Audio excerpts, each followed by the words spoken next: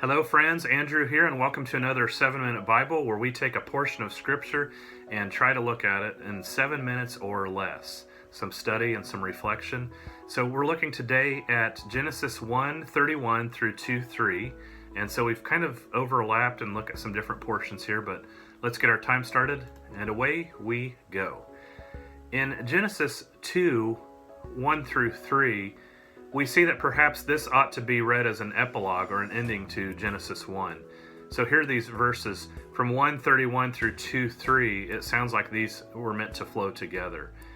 And God saw everything that he had made, and behold, it was very good. And there was evening, and there was morning, the sixth day. So there were 6 days of creation, 6 days of work. And again, we see it stressed in this time that it was very good. Every time in the 6 days we see it was good, it was good, it was good. And when creation was completed, God said it was very good. Verse 1 and 2 in chapter 2. Thus the heavens and the earth were finished, and all the host of them. And on the seventh day, God finished his work that he had done. And he rested on the seventh day from all his work that he had done. And then the story begins to shift into what we see as another creation story, or another version of the creation story. That these are Genesis 1 and Genesis 2 have two different creation stories that tell us some different things. So we see a day of rest. Even God, who is all-powerful and omnipresent, that is present everywhere, again, transcendent and immanent, outside time and space, other than all of creation, but also intimately involved with creation. Even God takes a day of rest and begins to set a pattern in our creation week and in our week. If God rests, we can too. Again, as we mentioned last time, we are created in the imago Dei. That is, we are created in the image of God, which means we have work to do. It means we have responsibility, and it means we need to rest. As the psalmist says in 46 verse 10, be still and know that I am God. So God blessed the seventh day and made it holy, because on it God rested from all his work that he had done in creation. Genesis 2 verse 3. So in the Torah, in the Pentateuch, in the books of Moses, it calls for a Sabbath or a Shabbat in Hebrew. For the seventh day of the week, it is a time of rest. Jews and Christians alike are called to be a Sabbath people.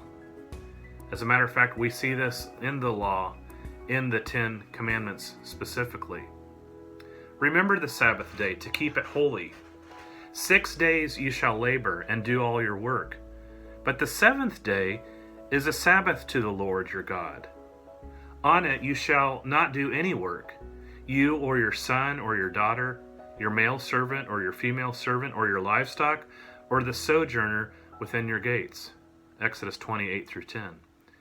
And here is the connection back to Genesis in verse 11. For in 6 days the Lord made heaven and earth, the sea and all that is in them, and rested on the seventh day. Therefore the Lord blessed the Sabbath day and made it holy. So what day is the Sabbath? Pop quiz here. The pattern for Hebrews, or for the Jewish people, is that there was evening and there was morning, the whatever day. For Jews, the Sabbath begins at sundown on Friday and ends the next day, or sundown, on Saturday. And then Christians observe the Lord's Day on Sunday, when Jesus rose from the dead on that first Easter. And so often we treat Sunday as our Sabbath day. But for many pastors and ministers and so on, Sunday is not very Sabbathy. We often need to choose a different day. The joke is often that pastors only work once a week anyway. But truly, a pastor's life can be pretty busy and pretty crazy. And so therefore, we need to be sure that we set a pattern for our people and have a day of Sabbath rest. I often stress that we need to be a Sabbath people, that not only do we have a day of Sabbath rest, but that we should be searching for Sabbath time each day. So what can or should we do on a Sabbath day? We should rest. We should spend time with God. We should worship. We should spend time with family and with our church family. As a matter of fact, we could do nothing. Imagine that, a day where we just do nothing. Sit and reflect, read a book, read scripture, whatever that looks like.